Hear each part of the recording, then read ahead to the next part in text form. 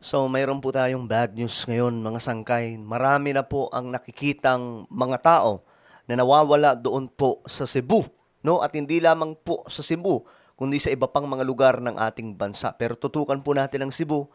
Marami na nga po ang nakita, kaya nga lang mga sangkay, wala na pong buhay.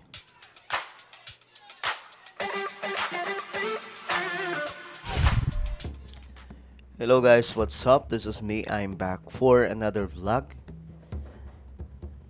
Hindi ko alam kung sasabihin ba natin na magandang oras kasi mukhang hindi, no? Pangit po ng balita natin ngayon pero gusto ko pong itapik itong mga sangkay kasi nga po nakakalungkot itong nangyari sa bansa natin. Lalong-lalo na po sa Cebu. Nakakaiyak mga sangkay kung isipin. Anyway, bago tayo magtuloy-tuloy sa mga hindi pa po dyan nakakapag-subscribe, makikita nyo po yung subscribe button.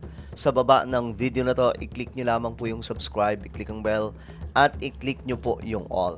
Sa mga nanonood po sa Facebook, i-follow nyo po yung ating Facebook page. Alright, diretso po tayo. Ayon sa report,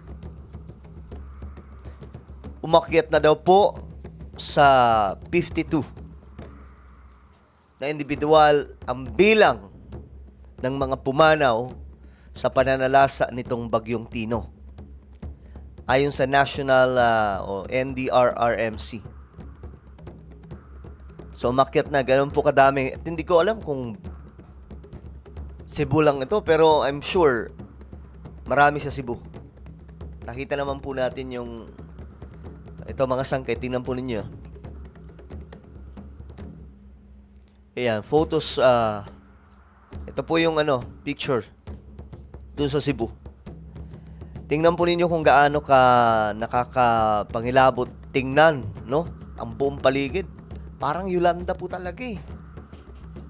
Nakita nyo yung doon mas sobrang lala ang Yolanda kasi ang bilang nun umakyat po sa yun eh. Ang lumabas sa official na bilang ng mga pumanaw noon is nasa 10,000.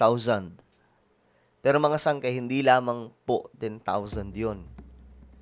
Yan po ay umabot ng, sabi ng mga taga doon, mga sangkay, haabot daw talaga ng 100,000 mahigit. Kasi hindi na daw mabilang sa kalsada yung mga napupulot eh. Nagkalat lang daw po talaga. Akala mo mga mga kung anong bagay lang sa kalsada na makikita. Kahit saan makakakita ka, sa bubong, sa mga kakahuyan, sa mga kalsada, gilid ng kalsada, sulok ng mga kabahayan, ng mga nasira. Ganun po kalala. Pero ito, mga sangkay, halos hindi rin po na iba kasi tingnan po ninyo. Yan, no? Wipe out po talaga, mga sangkay. Ganyan po kalala. At pansinin nyo mga sangkay, may wall po yung ilog na ito eh. Ayan po mga sangkay, ito po yung pinak-flood control nila. Pero hindi pa rin po kinaya. Ito, mataas to mga sangkay oh. Ito, pinataasan na. May wall na mas mataas. Pero talagang hindi pa rin kinaya yung bagsik ng bagyong ito. At syempre, sabi pa nga, kung napagawa ito na maayos, hindi sana aabot sa punto, mga sangkay na ganito kadami.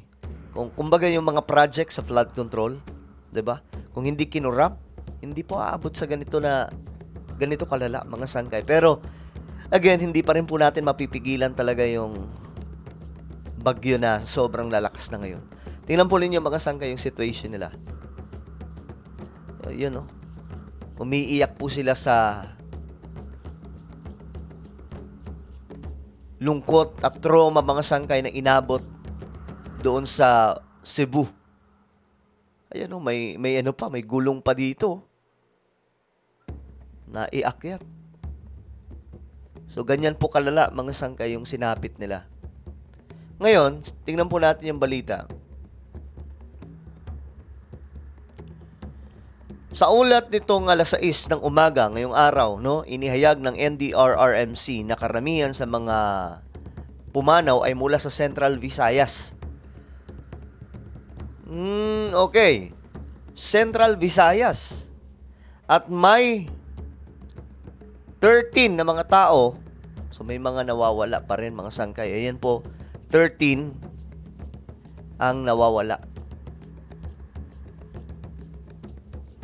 Umabot naman sa 700,000 mahigit katao o 200,000 mahigit na pamilya ang apektado ng bagyo sa rehiyon ng Mimaropa, Bicol, Western Visayas, Negros Island, Central Visayas, Western Visayas at Caraga. Nasa 300,000 mahigit naman katao o 101,000 na mga pamilya, almost 200,000 na ito na mga pamilya, ang kasalukuyang nanunuluyan sa mga evacuation center, habang 27,000 mahigit katao o 88,000 na mga pamilya naman ang pansamantalang nanunuluyan sa iba pang mga lugar. Naitala rin daw po ang 16 na mga bahay na nasira, kabilang ang 10 bahagyang napinsala at 6 na tuluyang nawasak. Dahil sa lawak ng pinsala, idineklara ang state of calamity sa buong Cebu at mahigit 31 million na tulong na ang naipamahagi sa mga biktima. So ganito po kalawak itong pinsala na inabot nila, mga sangkay. Nakakalungkot, no? Eto, tingnan po ninyo. Yan, no? Kita nyo? Hindi lang po yan natutulog. Ayan, tingnan po. Yung Cebu po ito, mga sangkay.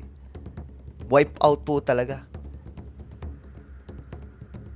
Tingnan po ninyo yung mga tao dito. Ito, maswerte pa to. Kasi yung bahay nila talagang solid. Sa bubong sila lahat. Ayan, no? Sa bubong nagpuntahan, nag-akyatan ng mga kababayan po natin sa Cebu. Nakakalungkot ng pangyayari, mga sangkay. Ayan, no? Parang mali yung detalye ng mga bahay, no? Sobrang daming bahay na nawasak, oh. Ito, oh. Ito, magandang bahay ito. Mga kotse. Naku, Diyos mio marimar. Yung mga kotse, talagang nagmistulang mga basura, eh. Ayan, oh. First time daw po ito nangyari doon sa kanilang lugar. Ayan, oh. Sabi nang nag-post dito, if only flood controls were made with integrity, this would have never happened. Cebuanos, we were all prepared for that typhoon, but no one expected the massive flash floods hitting different areas. Pray for Cebu and imprison the corrupts. Gusto pala nilang makulong yung mga corrupt. So, ito po yung nangyari, mga sangkay, sa mga Cebuano. Sa totoo lang, nakakagalit din po talaga sa itong mga nangyayari sa ating bansa. Kasi, yung impact ng corruption sa flood control, nararamdaman ng buong bansa. Kita nyo, mga sangkay. Sa mga politiko dyan, kita nyo ang ginawa nyo sa bayan po natin. Tulad ng Cebu. Ilang bilyon, kung hindi ako nagkakamali, 26 billion or 27 billion yung budget para po sa flood control. Pero tingnan po ninyo, mga sangkay. Kawawa ang nangyari sa kanila. Since 2018, na mga flood control, bilyong-bilyon ang ginastos. Up to now, anong nangyari? 'Di ba? Kung nagawa lang sana yung mga talagang dekalibreng mga flood control, kagaya doon sa Japan, kagaya ng ibang mga bansa ngayon, mga sangkay, na nagtatayo po talaga sila ng mga high-tech na mga flood control system, hindi sana aabot sa ganyang kalala.